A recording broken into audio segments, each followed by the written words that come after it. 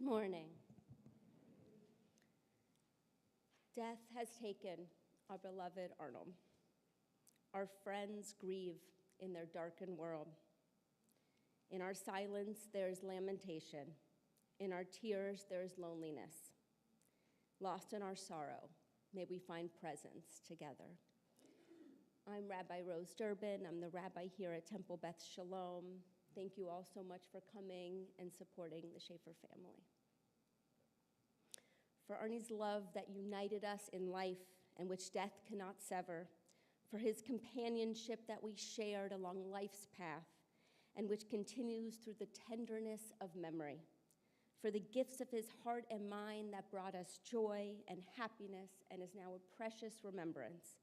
For all these and more, we give our thanks to God. And one way we find comfort and support at these times is to hear the word of our Psalms. And so I'll read from you from the book of Ecclesiastes. L'kol zaman ve'et l'kol chefetz tachat hashemayim. For everything there is a season, a time for every experience under heaven, a time to be born and a time to die, a time to plant and a time to uproot what is planted, a time to tear down and a time to build up, a time to weep and a time to laugh, a time to grieve and a time to dance, a time to throw stones and a time to gather stones, a time to embrace and a time to refrain from embracing, a time to seek and a time to lose, a time to keep and a time to discard, a time to tear and a time to sow, a time to keep silent and a time to speak. And this morning is our time to speak about the life of Arnold Schaefer. And I'd like to invite Rabbi David Gelfand to continue with the service. We're so blessed to have him with us.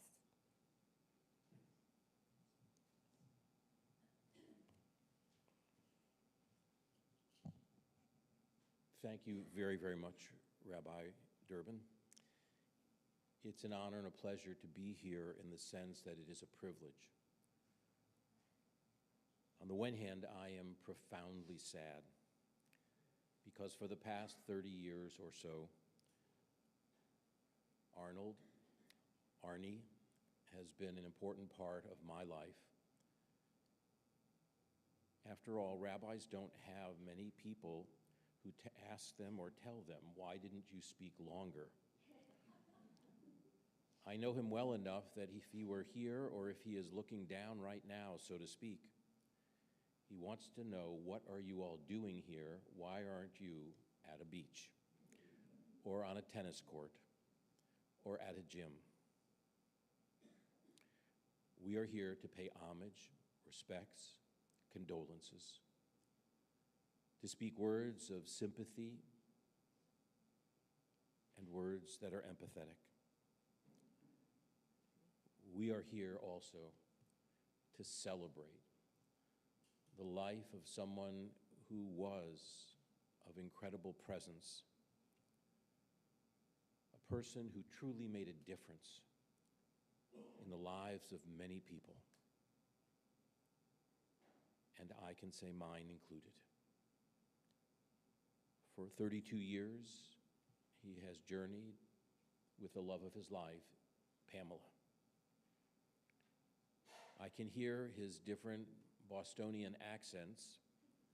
I wish I could do an imitation, even in the way that he spoke of her. There was the Pamela that brought out in him a sense of awe. Truly, a sense of awe and wonderment, as how was he so lucky?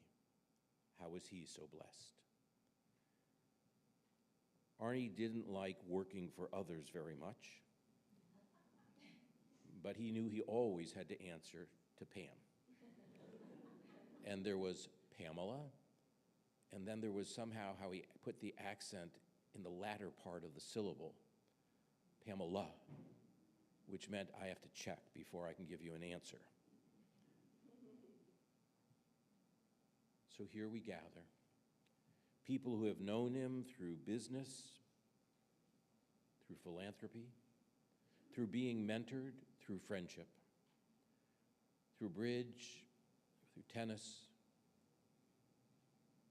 They knew him to have a huge heart. I think you all did. He also had a few opinions, most of which he was not hesitant to share. But one of the senses of awe that I had when I first met him was how often after he gave an opinion, he followed it up with a question. I can say unequivocally, I didn't always agree with him, but I always learned, because he was not only smart, he could be wise.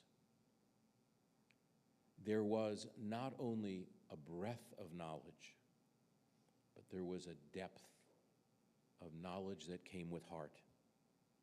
There was passion, and it spoke in many different ways to us that we will hear this morning.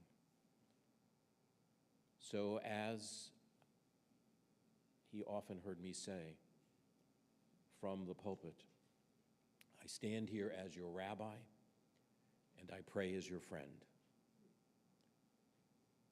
I stand here even knowing of the fullness of 93 years and challenges across the years to health, and with the knowledge that he thought he would die as a young person because of that which afflicted his family with heart disease.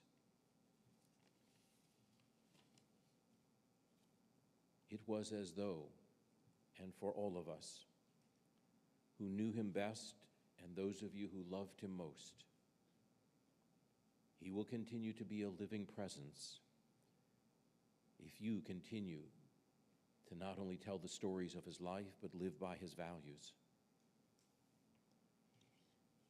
Religious rituals at the time of death, no matter how much they may differ in form and content, seek to perform two functions: to ferry the departed one safely across the waters of oblivion to the shores of eternity, and at the same time to build a bridge upon which we, the living, can move from the numbness and reality of loss and of sorrow towards an understanding of life, and that each of us has the power to confer immortality upon our friend, our family member, Arnold, Arnie, Uncle Arn, Dad. So we are here to recognize that which he recognized, for he understood and said it was his time, that death ultimately always comes, and its hand cannot be stayed even for an instant. Our question why always goes unanswered, but we are not helpless in the face of death. And even if he thought it was his time, Pamela made it very clear to him that it was not his time. Time and again and again. He not only had an incredible life partner, someone whom he trusted implicitly, someone whom he adored, someone who was not only his best friend, but the love of his life, who gave him perspective, told him sometimes when to stop, and when it was time to go back to doing what he loved to do, to nurture. He did it in his infamous vegetable garden. I think on my second meeting with him, almost 30 years ago, he brought me tomatoes and made it very clear, these are without a doubt the best tomatoes that you are ever going to have in your life. I said, where did you get them? He said, if you have to ask, then we're not as good friends as I thought.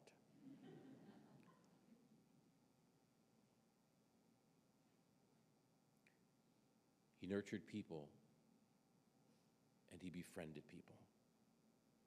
And he rooted for his teams. Sometimes they won and sometimes they lost, just like in life. He understood that to ask of death that it never comes is futile. But it is not futility to pray that when death does come for us, it may take us from a world one corner of which is a little better because we were there. So as a sage once wrote, when we are dead and people weep for us and grieve, let it be because we touch their lives. We touch them as he touched your lives, with strength, with courage, with the belief that you can do more and you can do better, and that there are always challenges, but challenges are simply opportunities, and opportunities are tasked to be met.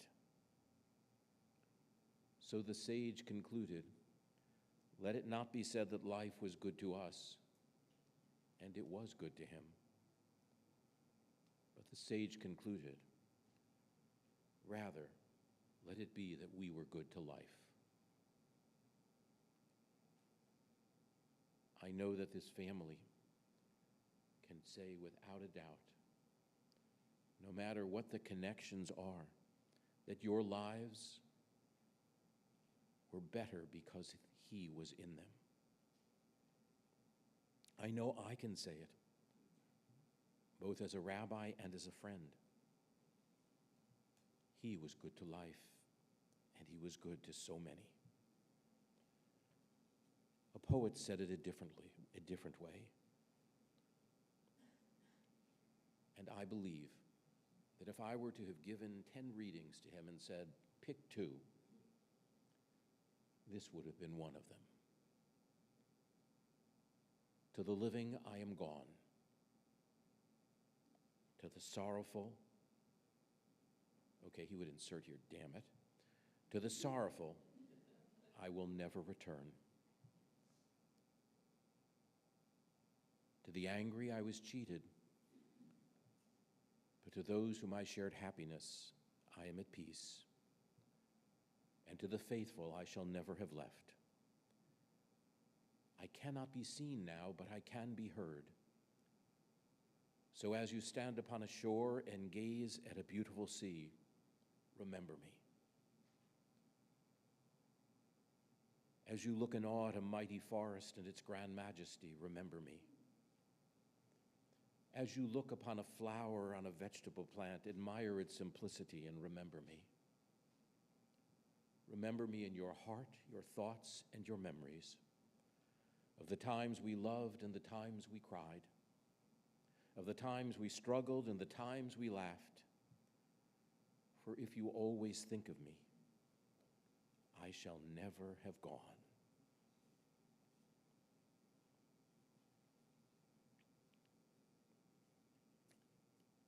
As he was bigger in life than even his extreme height, and appreciated beauty and awe, drama, opinions. The light of his life burned brightly for so many of us. And his life was kindled and it burned for 93 years. And it was radiant with thoughts, with dreams, with aspirations, with appreciation. In light we see and in light we are seen.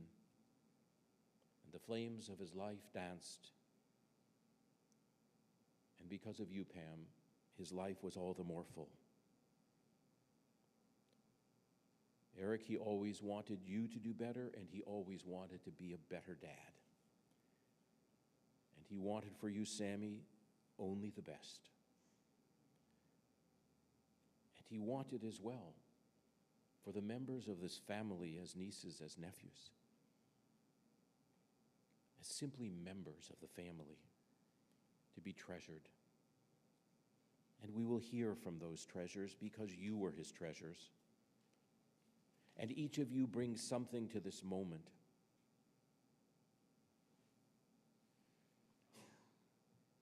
and we are dead, and people weep for us and grieve. Let it be, because they remember the brightness that was kindled in life. With our lives, we have the power to give life. And he did just that. And because of that, we will hear in a few moments from Eric, from Devereaux, from Daryl, and from Ted. But first, I invite you to turn to the handout and open to the second page. And I invite you, no matter what your tradition, because to Arnie, it was more important that you have a tradition, that you have a faith. And as some of you know or shared or heard, before the Jewish New Year of Rosh Hashanah, at a family dinner or at Passover, at Seder, he not only invited people and wanted to host, but he had some things to say. Part of it was based on his appreciation for what he had inherited. Part of it was his beliefs, though he would deny they were that. Part of it was his faith, which I could make him blush when I would talk about it with him. And part of it was his belief that there was something greater than all of us. In that way, he shared, he cared, he built, and he gave away. His heart may have been frail in a physical sense, but it was bigger than his height.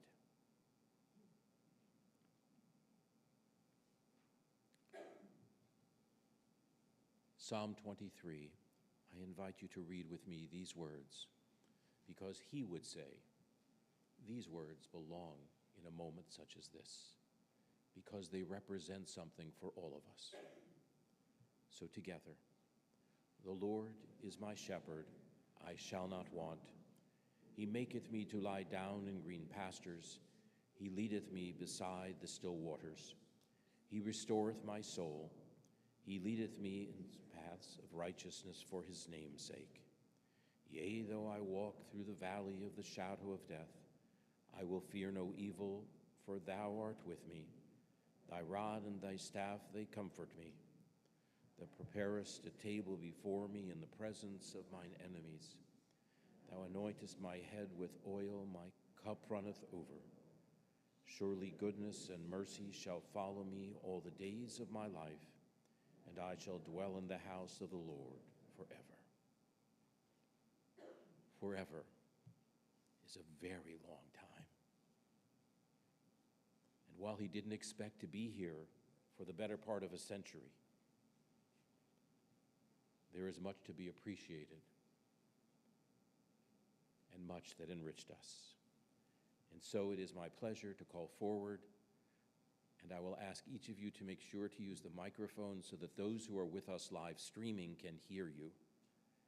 So we hear first from Eric, and as in the handout, then Devereaux, Daryl, and Ted.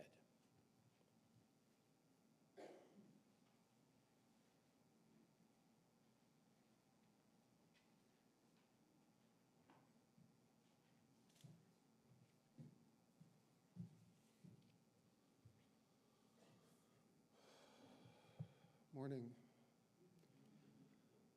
Thank you for coming to honor my father. My dad taught me many things, but several, they really stayed with me on a frequent basis. He said, do the right thing. You have a choice. Do the right thing. You should know what that means. Be resilient. He was very resilient. And through that, I learned to be incredibly resilient. Many years ago, he helped me through a very, very hard time. And together with the resilience, I grew even more resilient. And one basic saying he said to me, he said, just do the best you can. You'll overcome it. And I think about that a lot. Because if you do the best you can and you make your best effort, you'll have a reasonable outcome. But you just have to do the best you can. You can't do everything. Sometimes things don't go your way. He had an incredible work ethic, as you all know, and I certainly have embodied that over the years. He loved to use his mind. I mean, the week leading up, he was as sharp as a whip as he always was. It's incredible at 93 and almost 94. On the other hand, as Rabbi mentioned, he had a huge love for his family. Family events were very important. It's a very hot ticket in town on John's Island for Passover every year, which Pamela has put on, and is really a wonderful gathering of friends and family, and always a wonderful, eclectic group. But as we had many father-son talks, he always asked, what are you doing for fun?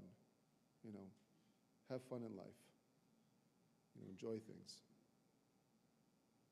So he had a good balance between his strong work ethic and boisterous and soft personality at the same time, but he did like to enjoy life, which is important.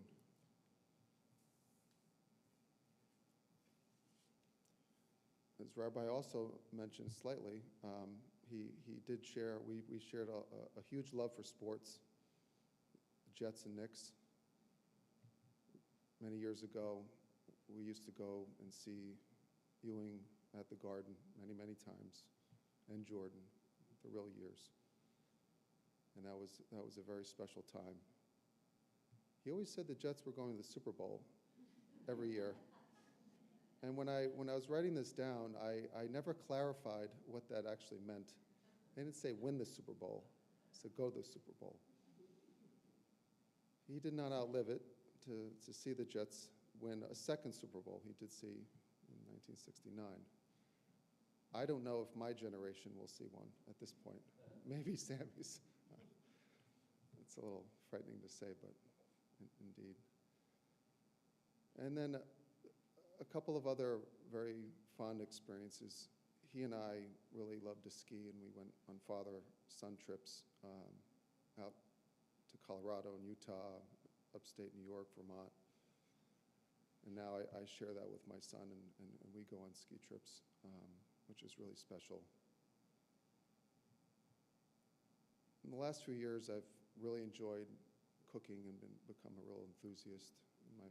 My partner, Nicole, says, I show my love for people through my cooking. And I really think that is very, very true. And it was very, very special to cook for my dad and Pamela, as my dad loved a home-cooked meal. And now know how to open oysters, because I made it for Dad on Father's Day one time. And in Florida, when we came down, Sammy, I, and Nicole have taught Sammy how to roll cavatelli. We made that by hand for Dad and Pamela. So it was always special to really cook for him. He loved it. And he had one famous saying that some people may know, some people may not, but let them eat cake. It was a great saying. I don't know where, but my father had many, many sayings. The other was think Yiddish, dress British, which was a really good one. So I may not wear suits very often, but he's right, the British know. And finally, as you've heard, my dad loved the beach. It's only fitting that today is one true John's Island day of beautiful sunshine for him, so that's actually special. So I miss you, Dad. I love you, Dad. Thank you.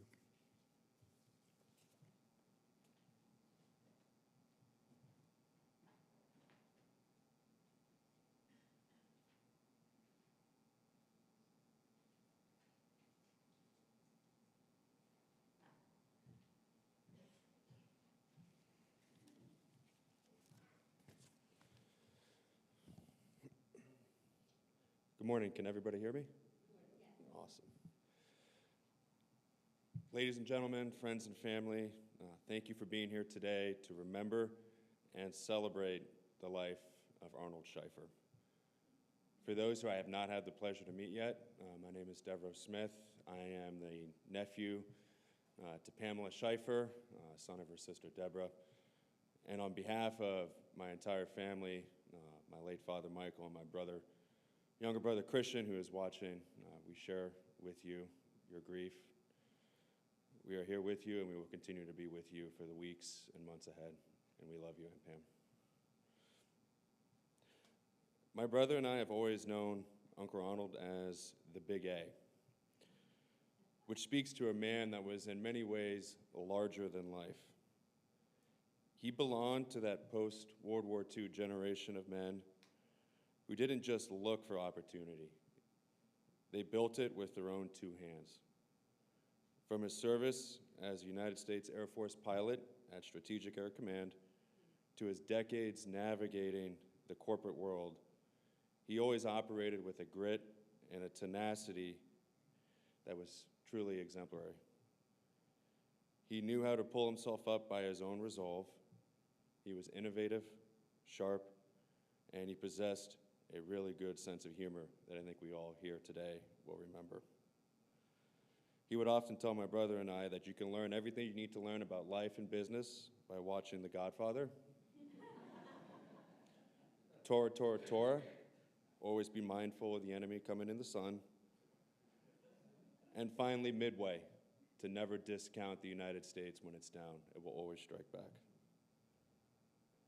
But to see the Big A only through this lens kind of would be to miss the man entirely.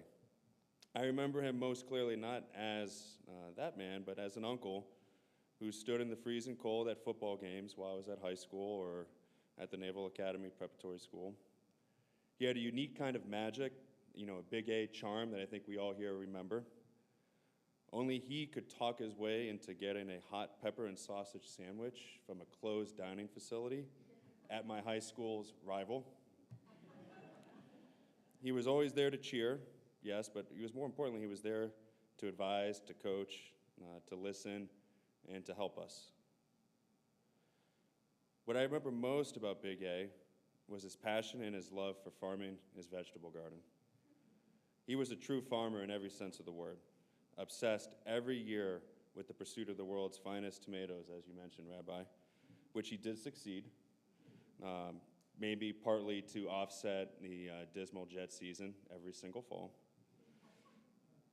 But no visit was complete without hours spent side by side in the garden, weeding, planting, tilling the soil, and talking about life.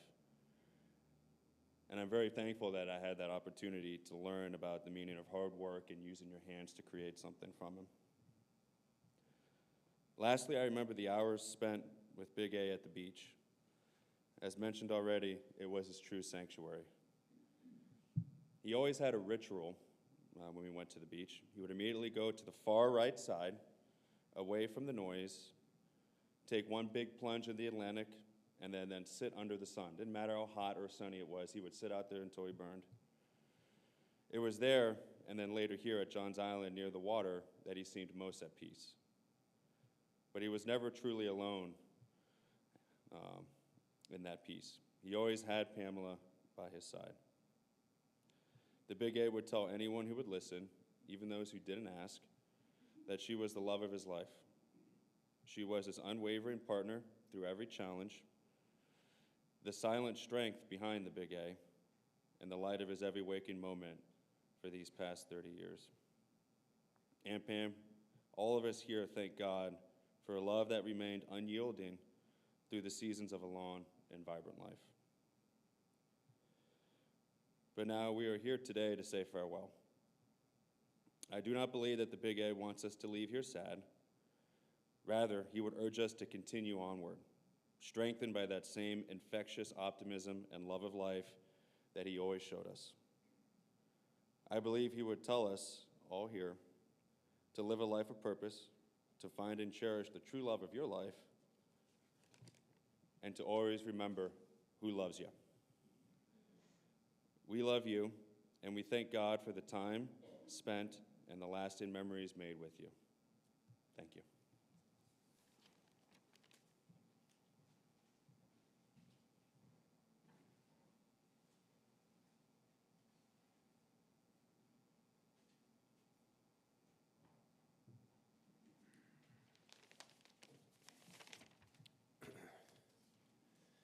Hello.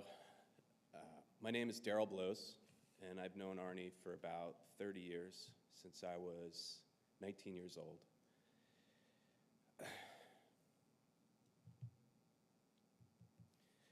Arnie was my partner,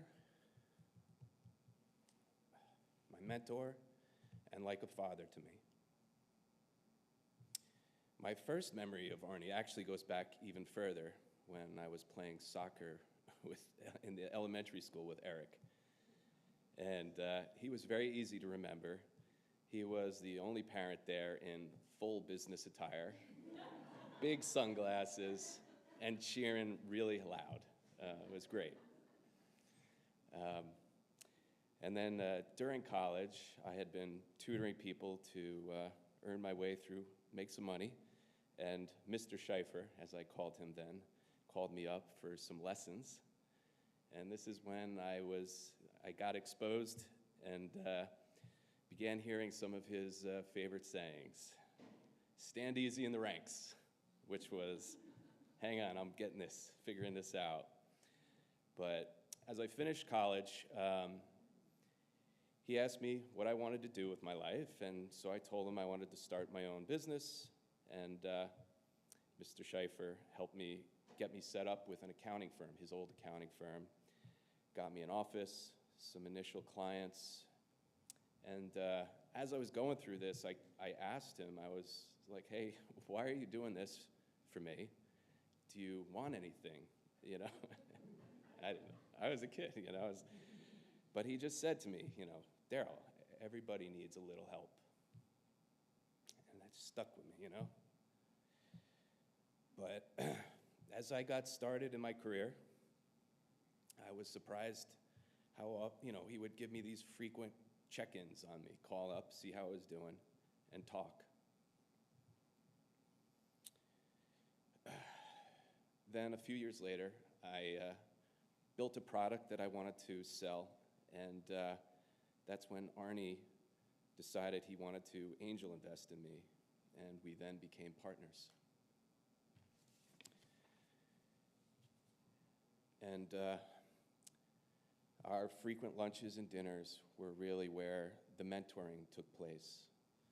His stories always covered many important lessons that any entrepreneur needed to hear. He taught me that doing the right thing usually was the hard thing. But most importantly, don't lose money and don't let the inmates run the asylum.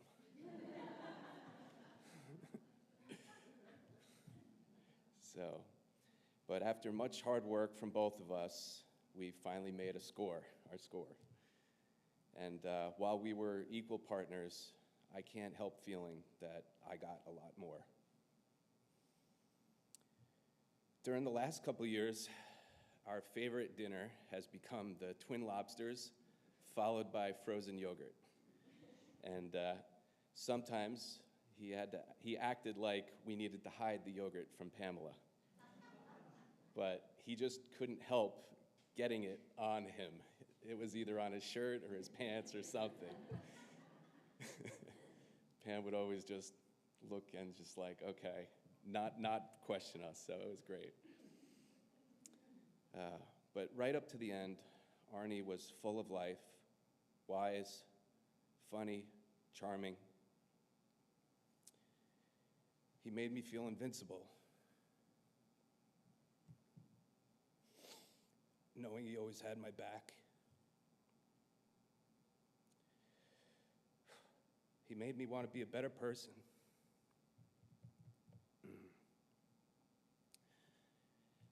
And I know I speak for many of us when I say, thank you, Arnie.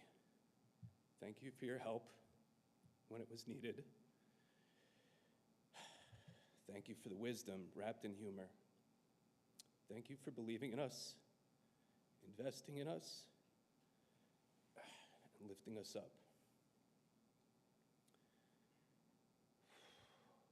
He taught us that a rising tide does float all boats.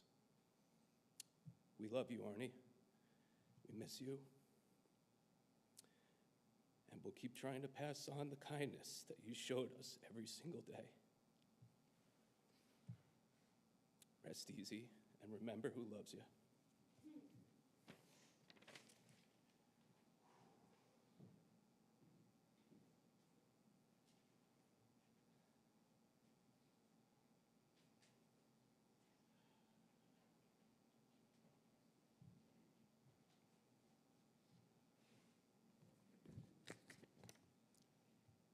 You've heard it many times. Who loves you?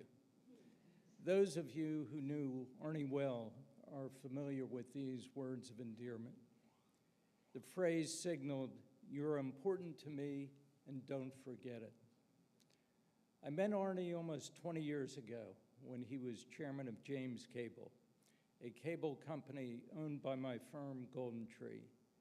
Steve Tannenbaum, my partner and founder of Golden Tree, had a close relationship with Arnie, and Arnie had an office around the corner from me. Now, it took a year or so before I was invited into the Who Loves You Club. Arnie later told me he thought I was a bit of a straight arrow, a little too buttoned up. Arnie himself was a savvy, street-smart entrepreneur who was able to navigate many difficult issues through the force of his personality. He wasn't quite sure what to make of me. The defining moment for my membership in the Who Loves You Club was about 18 years ago. He was traveling, needed to pick up something at the office, and saw me in the office working on James Cable. It was 4 a.m. and he was incredulous. More important, he saw a photograph of Winston Churchill peering over my shoulder. And we began talking about the great man, for whom he also had a passion. He embraced me as a kindred spirit ever after. Why Churchill? For me, there were two Arnies. The Arnie who loved life, was an incredibly engaging personality, told a great story, and sang jingles and show tunes. And then there was the Arnie who was constantly trying to figure out why much of the world, including within our own country, did not embrace the very simple core tenets to Churchill's life: the protection of individual freedom and ensuring liberty of sovereign nations from tyranny. To that end, we had endless conversations every week, whether we were together or by phone, about U.S. politics and the economy, world politics, and Israel. As an aside, Churchill was a staunch Zionist for decades before the founding of Israel and a friend to the Jewish people. Much like Churchill, Arnie's views were heartfelt and not premised on ivory tower ideals. I will sorely miss these conversations with my friend and colleagues in arms. To close with two quotes about death from Churchill. In eulogizing King George VI, in the end, death came as a friend, and after a happy day of sunshine and sport, and after good night to those who loved him best, he fell asleep as every man or woman who strives to fear God and nothing else in the world may hope to do. And Churchill, in a letter to his wife Clementine, with words that Arnie himself may have spoken to Pamela: "Do not grieve too much. I am a spirit confident of my rights.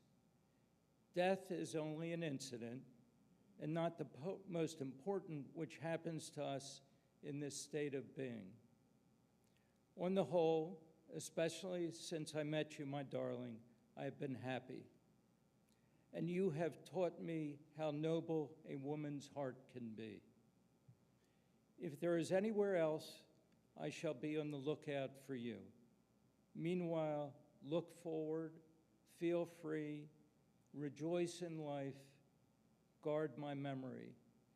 God bless you. Who loves you, Arnie? We do.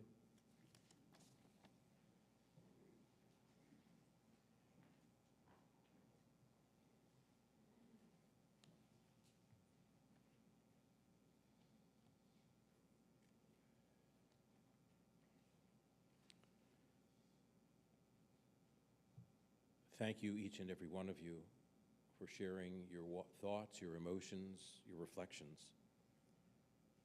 On behalf of Pamela, heartfelt thanks.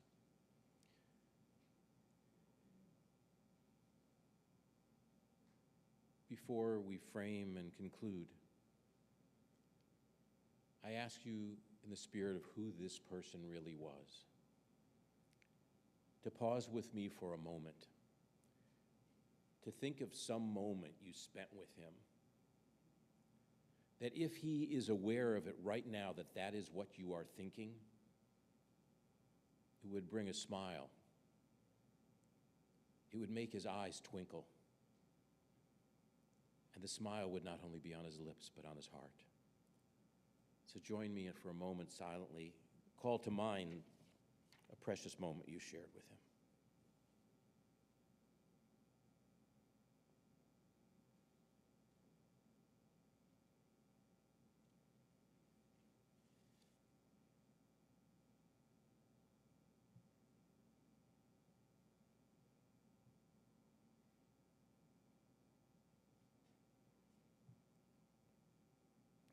Makor HaChaim, O source of life, bestow the gift of memory upon this family and these friends, to treasure always all that Arnold was in life, to remember that spirit of the love that we just heard referenced. I wonder if some of you can remember the first time those inspiring words from Kojak, Telly Savalas, who loves you, when he said it to you. Not only did I embarrass myself when he gave me the tomatoes by asking where they were from, but he concluded that only second meeting by saying, just remember who loves you. And I grew up watching Kojak, so I just looked at him and go, what? Why did you say that? And as Ted just referenced, he said, because it's the way I think of people that I love and respect.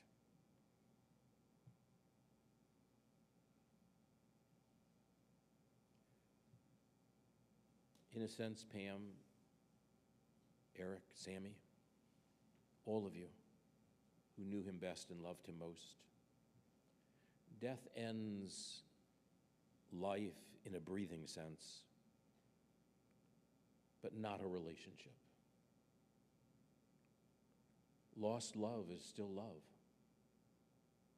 It simply takes a different form. You can't physically see their smile, bring them food, or talk to them on the phone. You can't tussle their hair or move around with them. And yet, memory is our partner. And just as he did in life, it can nurture you. It can literally hold you up. And yes, Pam, it can even help you dance. The theater, culture, ballet, restaurants, beaches aplenty. Okay, his thing wasn't really traveling and pushing the limits there, but it was traveling through life. His father came to this country as a child. He and his mother settled in Boston. His dad died at a young age, 49, of what he called the family curse, heart disease.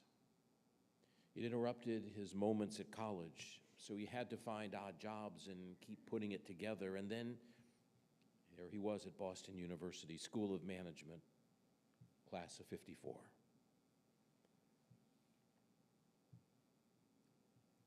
He started talking to me one day, asking me questions about the Israeli Air Force. I am no specialist, no maven. And I asked him, because of the way he was asking, why he was asking me about it. Because it turned out I had referenced in something that I was speaking, I had just been in Israel, and I had visited an air base. And I was awed by the fact that some of Israel's, in fact, most of Israel's Top Gun pilots are female and about this big. And he was fascinated by it. And that's when he told me that story in the spring or summer of '98 of what it meant to be third seat as a pilot.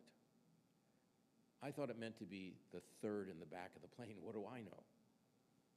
Oh no, he said, after ROTC and I signed up to get the extra $25 that you could get by being a pilot instead of in one of the other branches, I was third seat. I figure I'm never going to have to fly the darn thing.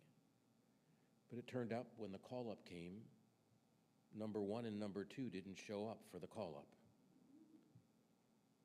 We're not just talking about the Strategic Air Command. Who begins a flight career flying a B-52 bomber? Arnold Schaefer. And he flew through life. And along the way, he saw the world through his eyes. And he saw things that he wanted to have happen. And he tried to make that happen. And he was so moved and enriched to have the privilege, as he called it, to work with a few good younger people. But if you got him talking, it wasn't a few. It was you who've just spoken, all 4 of you. And the branches go out, as you heard, like at Golden Tree. And the patches were endless. He was appalled that I never had watched The Godfather. Got to get you over the house to watch it. I go, I don't know if it's my thing. And then he proceeded to start quoting. And I said, enough, it's okay. Eventually, I stand here to apologize. I have still not watched The Godfather, any of them.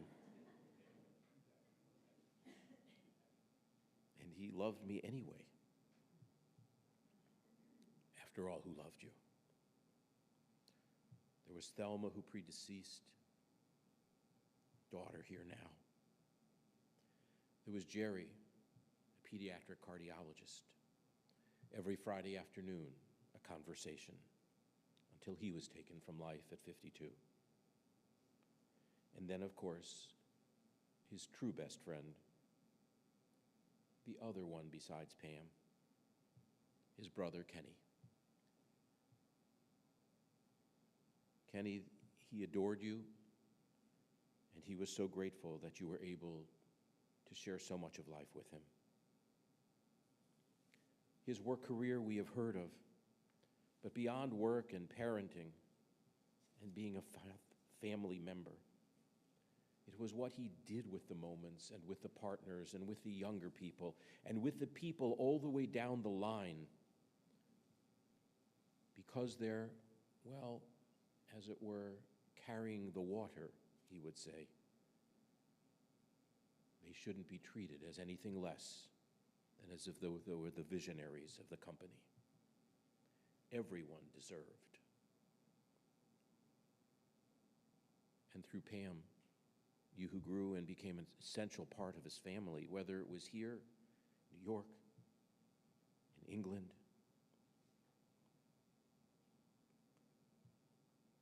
After a trip, he would have lots to say. After you visited, he would have lots to say.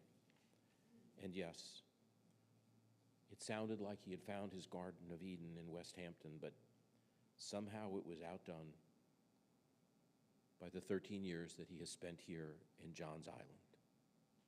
David, you got to come down. It's special. What do you do, Arnie? You know, the gym, the beach. I go, no, what makes it special? Oh, the sun and the sand. And he'd go down the list, and I'd say, but you had that in the Hamptons, where I also live. And then he'd say, oh, no.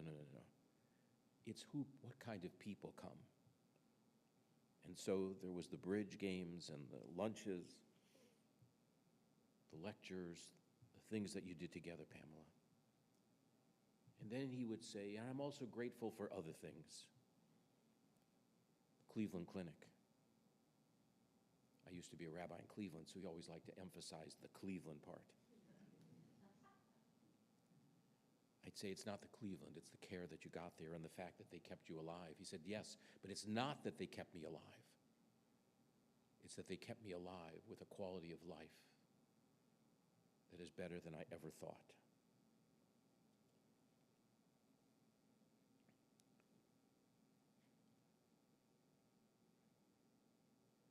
In our tradition, his and mine, some of yours, it is, as I began, our potential to realize, to confer immortality upon those who have shaped our lives. Sometimes they shaped them in a moment, sometimes in 32 years.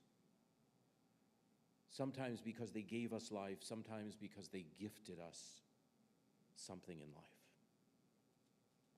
By simply saying their name, telling the story of their life, and most importantly,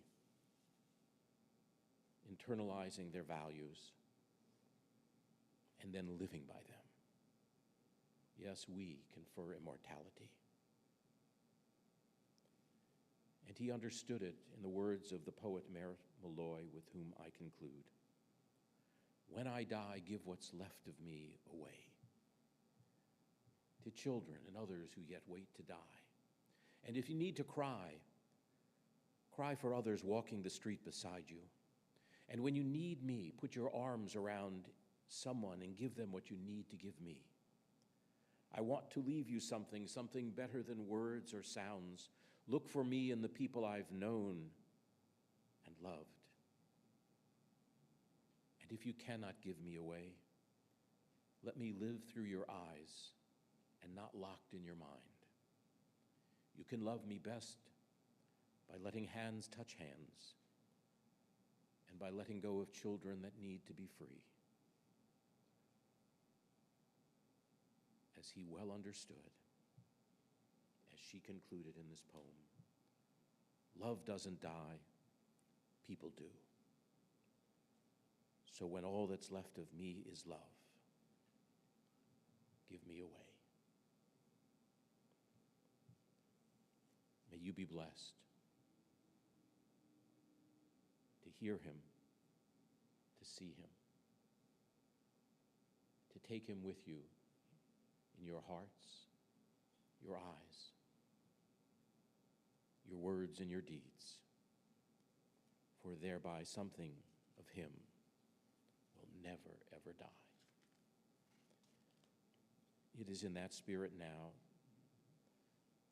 that I call on the cantor and Rabbi Rose Durbin to join us here and to share with us in the memorial prayers to conclusion. It is in that spirit that I ask you all to please now rise in honor of the life of Arnold Schleifer.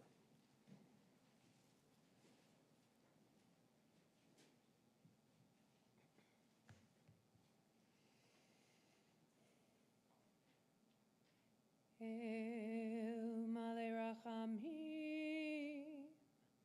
Shochen Bamromim Hamtzei Menucha kanachona, takat kanfei hashechina, im kedoshim utorim, kezohar harakia maziri,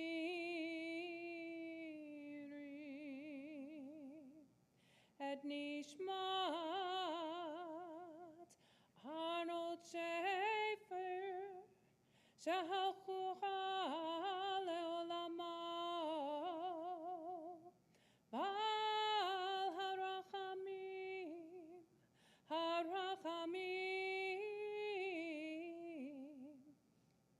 Yastirehu b'seder kanafav, leolamim, V'yitzro bitzro chachayim nishmato, Adonai hu nachalato, V'yanuach b'shalom amishkavo, V'nomar Amen. What that means is that he has entered into the peace of life eternal, and we pray that he will rest in peace in the shadow of God's wings. Birth is a beginning, death is a destination, and life is a journey, a going and a growing from stage to stage. And it is from childhood to maturity and youth to age, and from ignorance to knowing, and so often from health to sickness. And he mastered it. But he mastered life's journey, from defeat to defeat to defeat, until looking backward or ahead, he saw and understood that victory lay not at some high place along the way, but in having made the journey as we wish to make it. It was his life, and he owned it. And we were blessed because of him. And it is in that spirit now that we share in the Jewish memorial prayer known as the Kaddish. It speaks of God and of life. It doesn't mention death. It is simply a matter of acknowledging a separation. And this is but the beginning of the process for his loved ones and his friends to begin to truly understand his impact, his gifts, and the blessings that were his. In memory of Arnold Schaefer, now we recite these words as we did at graveside. Yitgadal v'yitkadash shemei rabah, be'alma divrach cheruteh v'yamlich malchuteh, b'chayechon u'v'yomechon u'v'chayei dechol beit Yisrael, ba'agala u'v'zman kariv v'imru amen. Yehe shemei rabah mevorach le'olam u'lalmei almaya, Yitbarach v'yishtabach v'yitpa'ar v'yitromam v'yitnaseh, v'yitadar v'yitaleh v'yitalal shemei dekudesha b'richu, le'ela min kol berchata v'shirata, tushbachata v'nechamata, da'amiran be'alma v'imru amen. Yehe shalom rabba min shemaya, v'chayim aleinu v'al kol Yisrael v'imru amen. Oseh shalom b'mromav, Hu ya'aseh shalom, aleinu ve'al kol Yisrael, v'yemru, amen. May God who sits on high grant comfort and peace to you who mourn him, to you who remember him, to you who understood him and shared in his life's journey. In our tradition, we are taught, as we conclude a service in memory, to say these words, Hamakom yenechem etechem beto sha'ar le'tzion v'Yerushalayim. Now may you go forth in peace to life everlasting. But I think those words are trumped today simply by thinking about and remembering who loves you. In memory of Arnie, may we remember how he loved, who he loved, and feel his presence, not alone today, but in the seasons to come. Amen. Amen. This concludes our memorial service. I know that Pam looks forward to seeing you if it's possible to join now at the Johns Island Club. Thank you for being here and sharing in this moment of memory for Arnie Scheifer. Thank you, Rose.